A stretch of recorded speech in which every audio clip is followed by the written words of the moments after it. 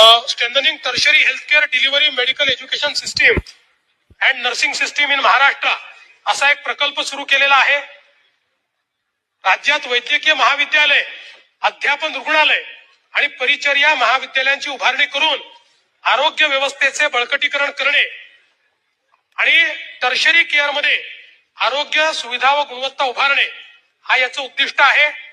जवळपास याच्याकरता केंद्र शासन आणि जपानचं जायका यांच्या दरम्यान 3708 कोटी रुपये आपल्याला जायकाच्या माध्यमातून मिळणार आहे। याच्यामध्ये हे पैसे जे आहेत त्याचा व्याजदर हा 2.70% आहे आणि जवळपास पुढच्या 9 वर्षामध्ये हे सगळे पैसे आपल्याला वापरायचे आहेत।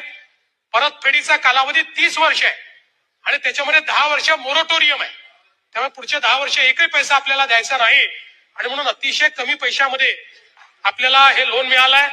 याच्यामध्ये 4 शासकीय वैद्यकीय महाविद्यालयांचं बांधकाम, 10 शासकीय नर्सिंग महाविद्यालयांचं बांधकाम, 3 नवीन बीएससी नर्सिंग महाविद्यालयांचं बांधकाम, 12 शासकीय वैद्यकीय महाविद्यालयांमध्ये यंत्रसामुग्री खरेदी आणि भारत जपान शैक्षणिक देवाणघेवाण, संयुक्त संशोधन, मनुष्यबळ विकास आणि रुग्णालय व्यवस्थापन या सगळ्या कामे या ठिकाणी कामं करण्यात येणार आहेत।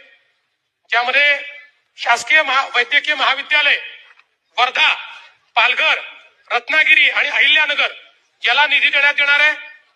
जे नर्सिंग कॉलेजेस आहेत त्याच्यामध्ये GT Mumbai, saint George Mumbai, Dhule, Solapur, Ambajogai, Akola, Indira Gandhi शासकीय वैद्यकीय महाविद्यालय नागपूर आणि नवीन बीएससी नर्सिंग महाविद्यालय बारामती, सांगली आणि कोल्हापूर आणि शासकीय महाविद्यालय यंत्रसामुग्री जालना, भंडारा, गडचिरोली, हिंगोली, नाशिक, मुंबई, रत्नागिरी, परभणी, सातारा, वर्धा, पालघर आणि अहिल्यानगर या ठिकाणी या प्रकल्पाच्या अंतर्गत देण्यात येणार आहे।